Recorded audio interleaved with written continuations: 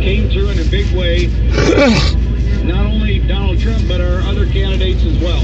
Our own Terry. At this point, it's still undecided between Trump and Clinton, but the Iowa vote has to be especially satisfying for you. Well, it is, and I'm really proud of my son and the whole team that worked for Donald Trump. But I think Eric did a great job, and I know that Donald Trump himself told me in Sioux City how proud he was of Eric and the job that he did. And the thing is, at this point in time, you've got so many pathways to get the electoral college majority. So we feel pretty confident about that. But it's really been rural America and the upper Midwest. Yes, sir. Way. And Iowa yes, sir. In particular. We really turned out in a big way, and we won. Not only did Trump win Iowa, he won Iowa big.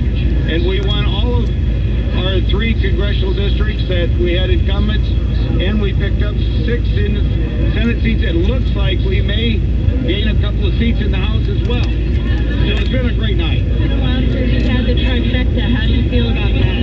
Well, it's a big responsibility. We all want to do the best we can to really show what can be done to create jobs, grow the Iowa economy, improve education, and make us the healthiest state in the nation. So I have some ambitious goals.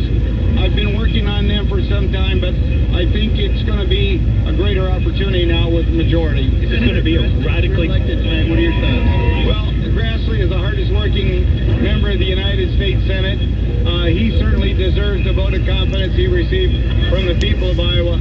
And we're so proud to have a farmer from Iowa chairing the Senate Judiciary Committee, and he's going to continue to be...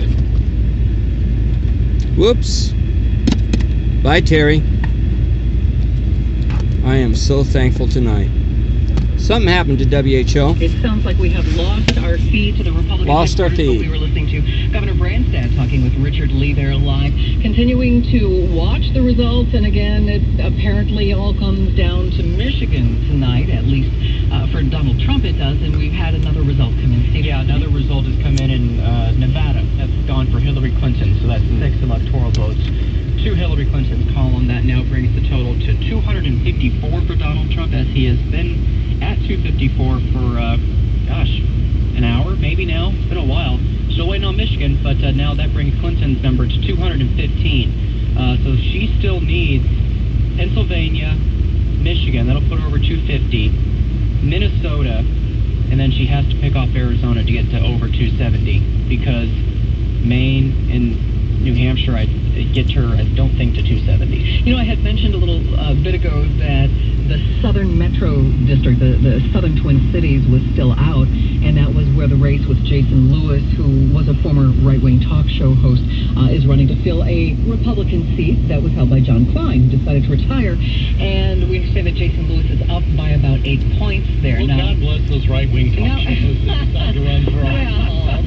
He was a harder right than you are. Dan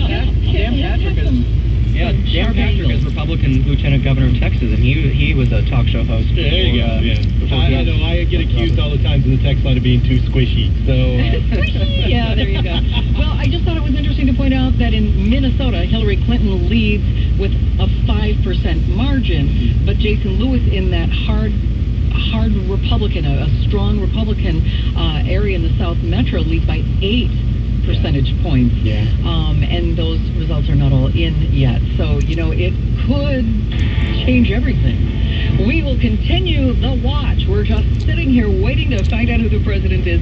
Stay with us. You're listening to News Radio 1040 WHO. Every holiday, intellectuals, people like George Will, who actually changed his party registration to leave the Republican Party, but a lot of Good other for him. writers, a lot of other people who have published over the years, many of the major Republican or conservative news organs, and particularly magazines of opinion, separated themselves from Donald Trump almost immediately, were against him all the way through, did not endorse him in the fall.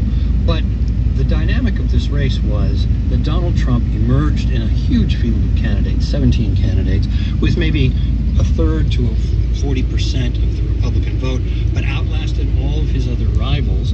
And once he did that, he piled up a lot more.